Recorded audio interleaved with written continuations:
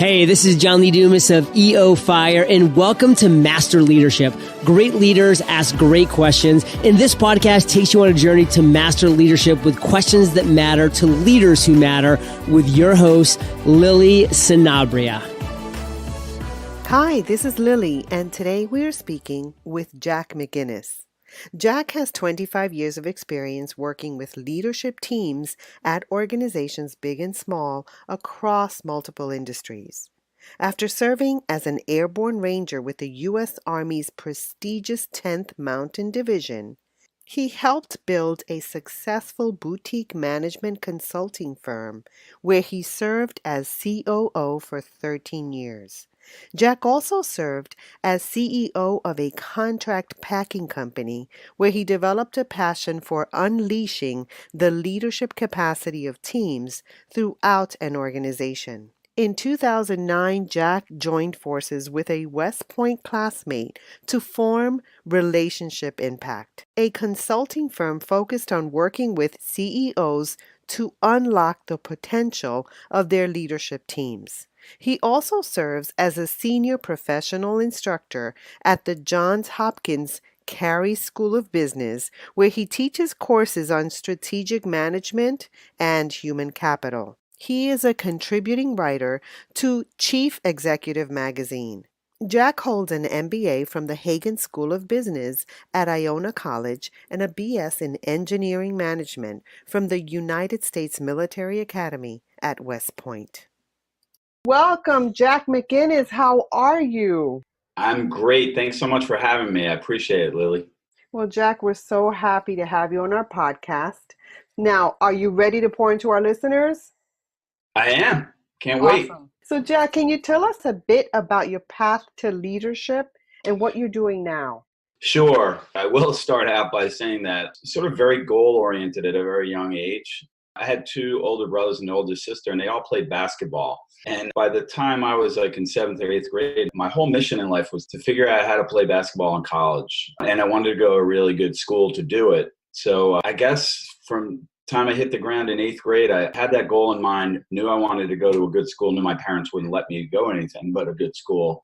So I sort of was very goal-oriented. And because of that goal, tapped into some organizing skills around getting other kids to play basketball almost every day. I had an individual workout camp that I did early in high school and even before that, where I organized kids and we worked out every day and basketball skills, strength and conditioning and all that kind of stuff. And long story short, those skills kind of paid off. I got an appointment to West Point going into my senior year in high school.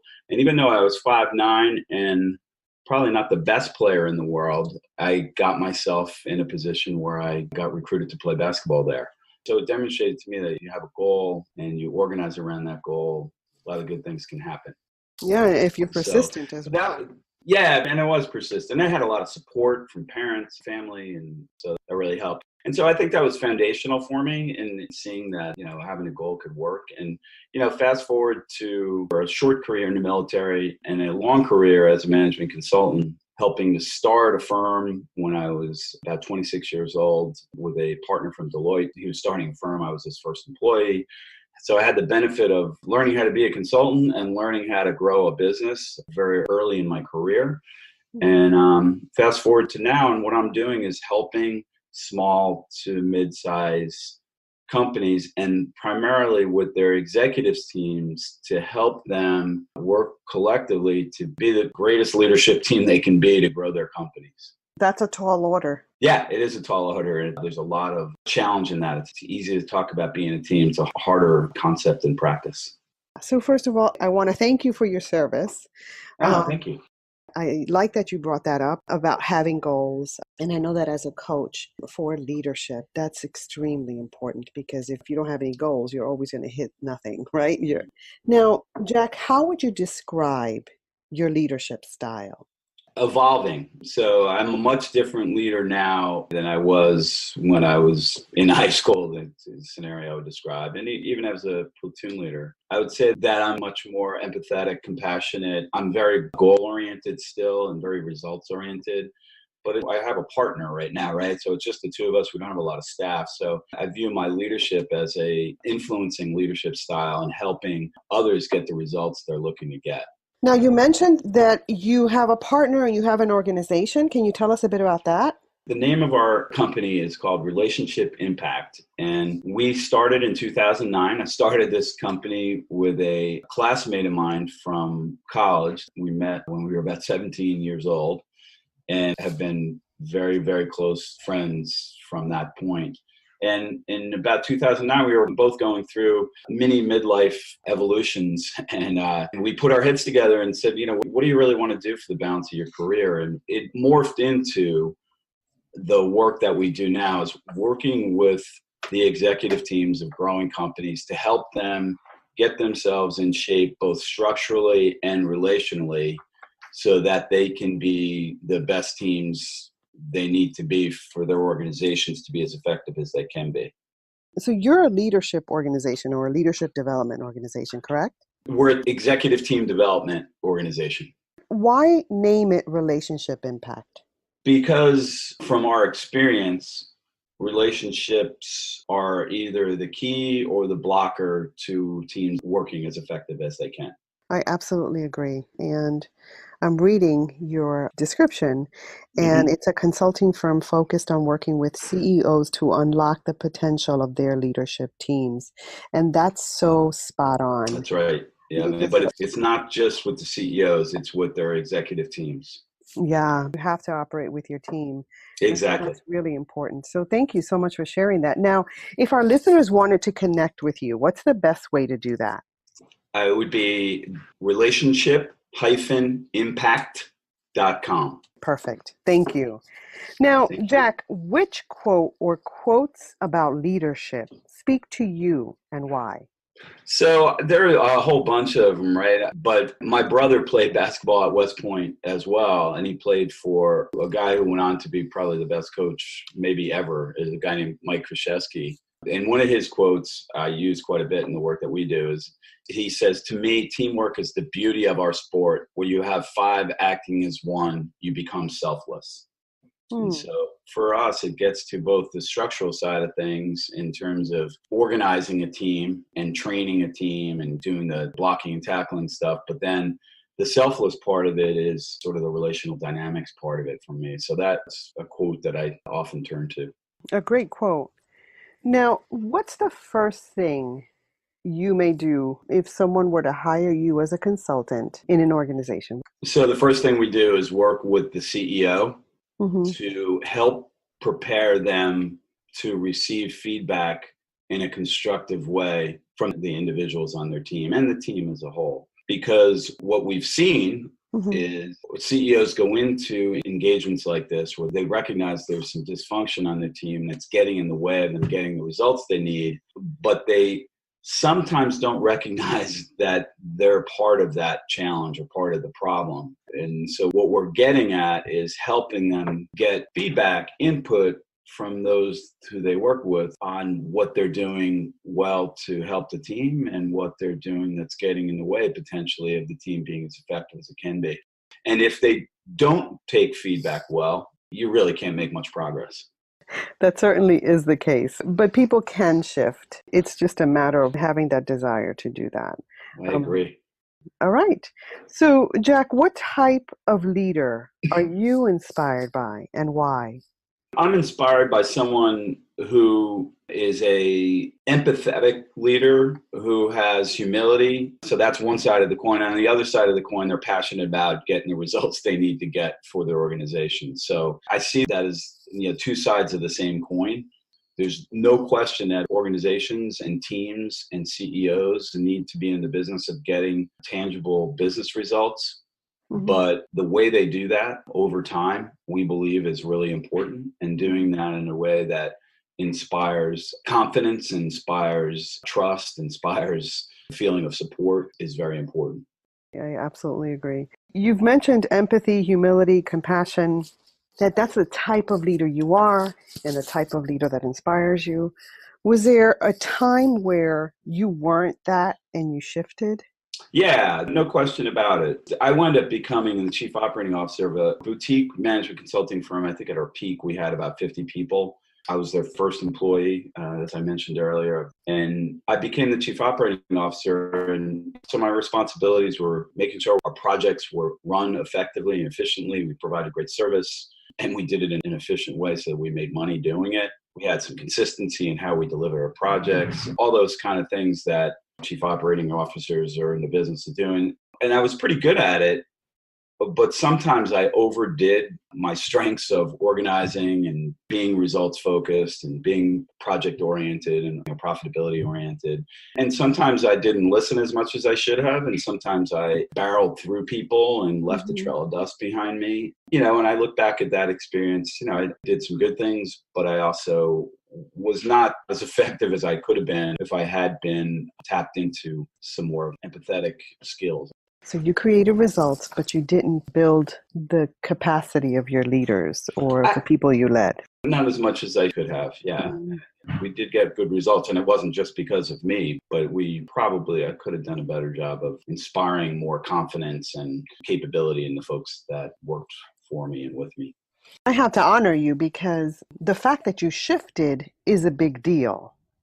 A lot of people won't see this. And a lot of people stay stuck in their space of just managing and, getting results. But what caused you to shift? It's typically something that happens, a pivotal moment. Yeah, bankruptcy.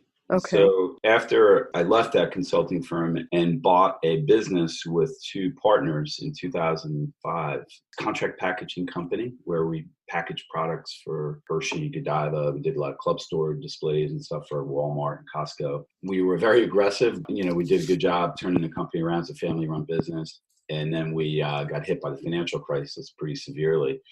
And it wasn't just a day where we got destroyed. It was over a period of a year or so. And so I had a great CFO, and he really helped me tap into the right way of doing things when you're failing. And that's important. Not cutting corners, right. Treating people with respect. Not that I necessarily wouldn't have. Right. Just little things like they were big things back then, but every Friday we would have a call with our creditors to tell them where we were. And we would sit and get yelled at, and rightfully so. Just little things like that. And keeping my management team apprised of where we were and what we were doing, and recognizing that we had the lives of a lot of people at our fingertips. And we did job fairs and outreach to get some of our managers jobs at other places. And, we weren't successful in all cases, but we did try and we worked very hard. So I think even in the failure, we did it the right way. Now, our creditors would argue that we didn't, but, right. And which I totally understand. But, we tried to do the best we could in an awful situation. Yeah, and how you respond in failure and challenges like that says a lot about your leadership, and it certainly teaches us a lot about who we are. So thank you for sharing that. Sure. Now, Jack, what's the best advice you've ever received? I've gotten a lot of it. I guess it's from my dad, and I use it quite a bit, and I parent like this, and I hope I lead like this. He often would say, unsolicited advice ain't worth nothing. That has stuck with me. And it's hard, particularly as a parent, it's hard not to give advice when you see a pattern that from your experience, you recognize it's not going to work out. But, I think letting your kids fail too, and letting them surprise you and not fail, even though you thought maybe that what they were going to do wasn't the right path. So I try to do that with my clients as well. Even when they ask for advice, I will say, this is what I'm observing. This is what I see, but I could be wrong. I love that as an educator. I guess it was a training too, and it's part character where you just want to fix things. Yeah, absolutely. So this is really good advice, and I've learned to say, would you like my input? That's a good phrase. I need that one. Sometimes I give it and I say, wait, I shouldn't have said that. I could be wrong. That's just what I'm thinking and what I'm seeing. Right. And I love that one too. I could be wrong. So learning to ask, I have to be really conscious of doing that. It causes me to also listen a lot more. Yeah, that's right. So great advice. So Jack, what does it mean to you to have a good team, and how do you build and sustain one? So those are two big questions, right? They're two separate questions. One is from our perspective, what does a great team look like? And then how do you get there? Mm-hmm. So I'll start with the first one. We view the characteristics of a great team as four things. One is they get the results they're looking for, right? Mm-hmm. That they're in business or organized to get.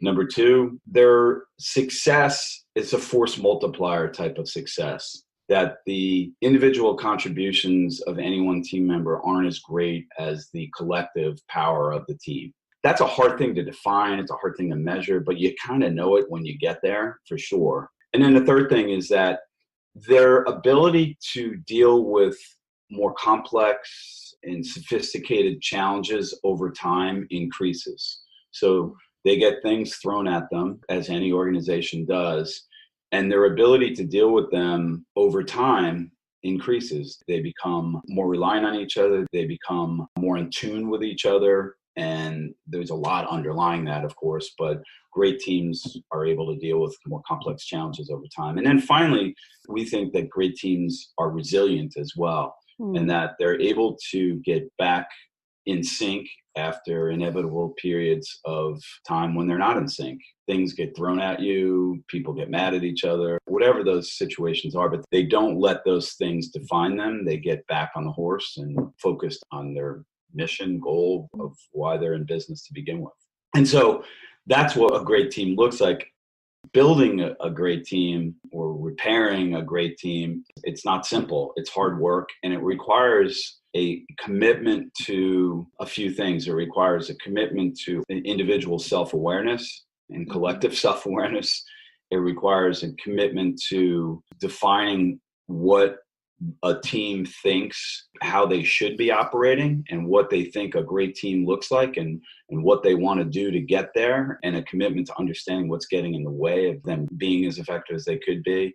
And finally, it requires a commitment to persevere and to learn and to fail and get back on the horse when you fall down. And as you can imagine, those three things are not easy. A lot of people might talk about it being a soft science, or it's the least soft thing I think I've ever done is to work I agree. Yeah, so that's a 50,000 foot view of what we think it takes. And underlying all of that is it takes a leader that's willing to model how to behave as a great leader. All of this requires what you speak into, relationships, good relationships, where the anchor has to be trust. Yeah, Right? no question about it. Yeah. Hey leaders, stay tuned for the rest of the interview following this brief message. Let's talk about the leadership game. Here are some of the things that you and your team will experience while playing. Team building using a fun and engaging tool. The leadership game is a board game that allows everyone to gather around the table. Open sharing and communication. Every question and discussion card is designed to trigger open, honest feedback. Leadership skills assessment. The game challenges your team members to embrace who they are as leaders. And stronger relationships. By the end of the game, team members will learn to appreciate one another and forge stronger relationships. A winning edge for any organization. So go to masterleadership.org/TLG and find out how to bring the leadership game to your organization. Now, how do you develop trust?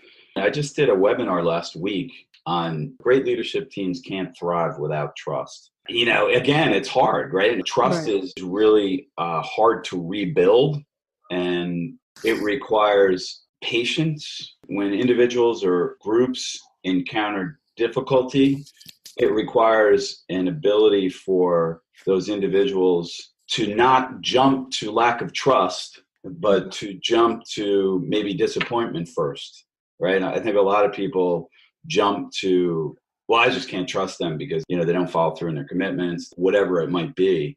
And rather than just be maybe disappointed and maybe being curious and explore a little bit with the other party, we jump to lack of trust. And I think assumptions get in the way, right? People make Right. assumptions about each other's behaviors versus without an understanding of what their intentions and their motivations are. And people lack patience with each other. People lack the ability to forgive each other. And all those things conspire to chipping away at trust. And it's hard to rebuild. So again, I think that to rebuild trust, the first thing that's needed is a strong dose of leadership. And that doesn't need to necessarily come from the formal leader of the team, but it does require someone to step forward and say, hey, look, we have some trust issues on this team and we got to attack them.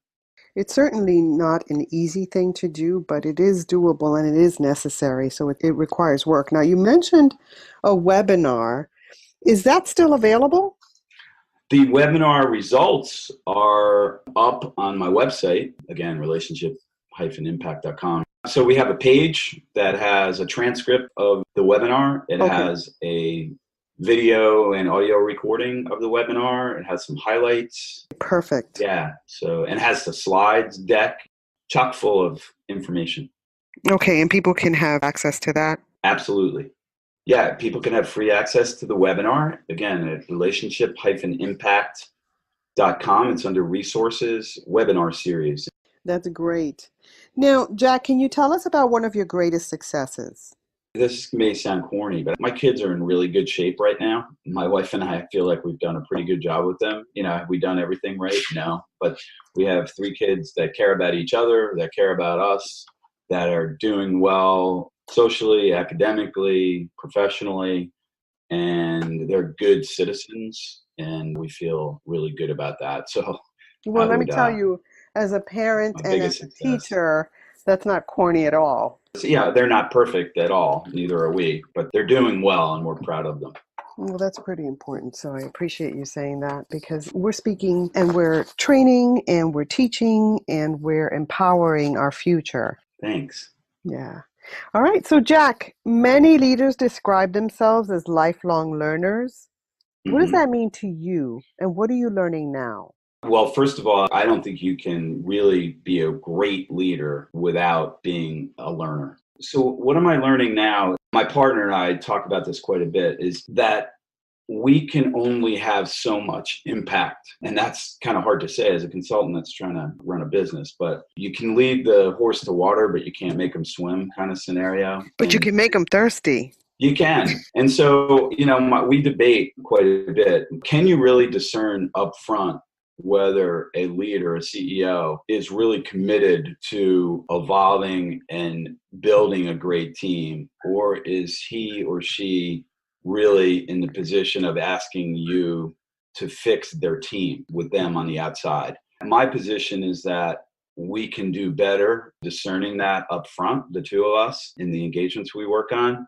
And his argument is that people may believe that they want to do something and then they don't really understand the work that's involved, even if you tell them. And so you have to be patient with yourself about the ability of someone to recognize that they want to and can change. All right. So thank you so much for sharing that, Jack. Now, if there was something you could change in education, what would that be? And that's a great question. I don't know how I would do this, but it's something that I think about quite a bit, particularly on Sunday when I'm reading the paper. Change the discourse, particularly in high school, so that there's more of an open debate rather than a right and wrong. Politics today has polarized the classroom. And I feel like no matter what side of an issue you're on, the ability to learn from each other is almost getting lost. I don't know if that's true necessarily, but it feels like it to me. The ability of educators to create an environment where people are listening to each other rather than digging in. You're right. That responsibility falls on the community as well. I agree. On all of us. Yeah, I'd love to change it, but I think that's a hard one to change. It's vision, having the vision. And that's why we do what we do, is having those conversations. And that's why we bring people of different disciplines and different viewpoints so that we can entertain those important perspectives and think about and having those conversations. So I appreciate you coming on and pouring into us. So, Jack, what have you read, watched, or listened to that our listeners should as well, and why? So there's a great book I've been sharing with clients. It's called Insight, and it's by a young organizational psychologist named Tasha Eurich, Eurich. The title is Insight, Why We're Not as Self-Aware as We Think, and How Seeing Ourselves Clearly Helps Us Succeed at Work and in Life. Wow, that's important. Yeah, it's a really practical, easy to read, good story from her research and her work with clients. It gets to the heart at the two sides of self-awareness. One is the internal self-awareness, how do I see myself? And then the other side is how do others see me, and how do those two things jive with each other? And it's pretty powerful for the work that we do, because a lot of the work that we do is getting people to be introspective and to seek feedback from others. That's a foundational characteristic of a good leader. It is. Yeah, that's a great book. I really recommend it highly. Love it. I'm going to write it on my list. I appreciate that. Now, Jack, you have a lot of responsibilities. What do you do on a daily basis to set your mind? Not as much as I should. I would say that, one thing I do is I exercise every night. I have 2 kids in college and one 16-year-old that's home that's pretty self-sufficient. So now my wife works until 8:30 every night. So I go to the gym at 7:30, and that does clear my mind. I did practice some mindfulness stuff over the summer, and it was good, but I struggled to concentrate. And I'd like to get back to that again. But I have a to-do list. I'm very focused on my calendar and my schedule and the 3 blocks of my life that I have to take care of: my personal life, building my business life, and my executing on the work that I do life. Pretty important. So thank you for sharing that. Jack, if you were to go back in time, what advice would you give the younger you about leadership? Have what Carol Dweck calls a growth mindset versus a fixed mindset. I think very early on, I had a very fixed mindset. And through life experiences, I've gained more of a growth mindset, which simply means I like to learn. I don't think I'm right all the time, and I don't think there's only one way of doing things. Sometimes I do, but I generally think I've evolved. And my partner, Gil, has been instrumental in helping me with that. So selecting a partner, Jack, is really important. Mm-hmm. What's some advice that you can give us about selecting the right partner? Trust implicitly, never a question of what their intentions are. So it has to be someone that you trust implicitly. In my opinion, I had another partnership that didn't work so well, and I had one before that worked very well. So the differentiator was lack of trust. In my humble opinion, it's, do you have someone that has character? Are they competent? And are they dependable? If you have someone on the other side of a relationship that has those things, you have a good start. Great. Now, Jack, is there anything else you'd like to share with our listeners? You asked a question about there's something you change in education, and I just wanted to go back to the fact that both in my own academic life and the academic lives of my children, you can point to a bunch of folks that have been instrumental in helping me and helping my children be the people they are today, and several of them are educators. My son is a computer science guy. He's a senior at Notre Dame. He's already got a job at a hedge fund next year. He's on the course to be a very successful citizen. And I can point to junior year at Gonzaga High School in DC. He had a great computer science teacher, his first computer science class, and he sparked an interest that has changed my son's life.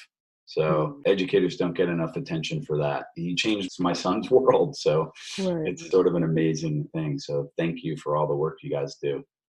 Great. And Jack, I want to thank you so much for adding value to me and to our listeners. Ditto. I learned a lot from you too. I got a new phrase to use. All right, Jack. Have a great day. All right. Thanks, Lily. Bye-bye. Bye. Hello, leaders. In closing, here's a quick message. Coaching is the art of influence that underpins leadership in the 21st century. It is the very thing that can get you from being stuck to being extraordinary. So go to masterleadership.org and sign up to get a free coaching session. Until next time, continue to ignite that leader in you.